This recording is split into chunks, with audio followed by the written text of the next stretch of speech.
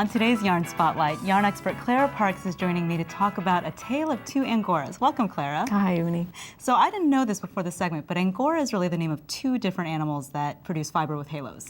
Exactly. It's a source of great confusion, I will tell you that, because Angora, well, there's the Angora rabbit, which produces Angora, but then there's the Angora goat, which produces mohair.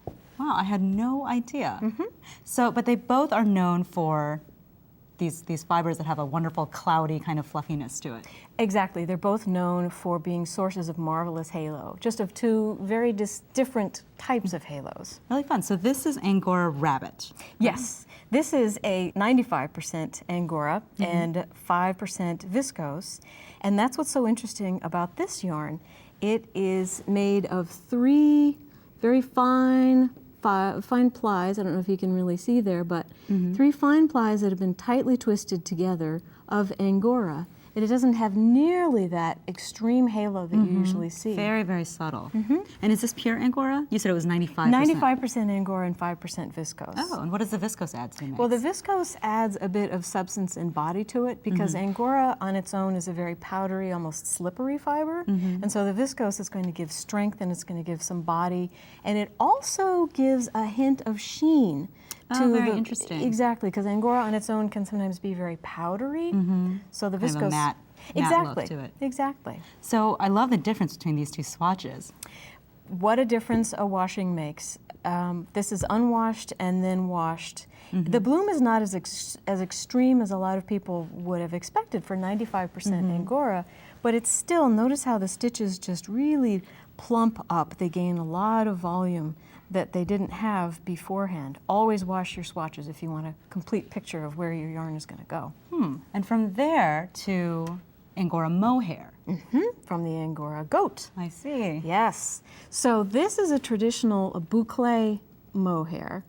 And what happens here is you have a couple of things going on. You have some mohair, you have some wool, and you have some nylon. And there's what is called a binder thread, and it's a tighter, stronger strand. They basically feed the mohair into the plying machine faster than the binder thread, so it keeps looping back on itself. And then the binder kind of keeps it in place. The binder keeps it in place. And I don't know if you can see, but there's a very, very fine, sort of darker thread running through it there.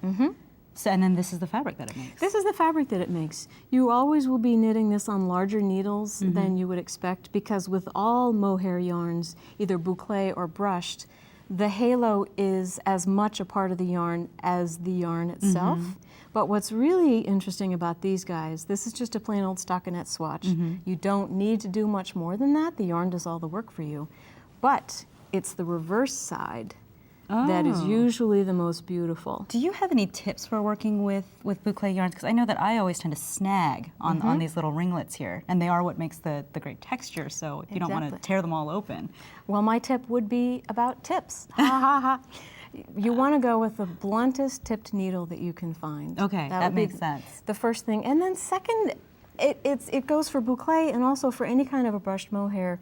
You want to use larger motions with your hands. And it takes a little bit of time to get used to it, but basically as you're working the stitches, you're just making larger motions, and it helps capture everything that's going on around the strand as well as the core of the strand itself. That makes perfect sense. And then these are kind of like what I would think of as kind of your more traditional mohairs, but really you told me that they start in the same place. Yes, this is the root of all brushed mohairs. Wow.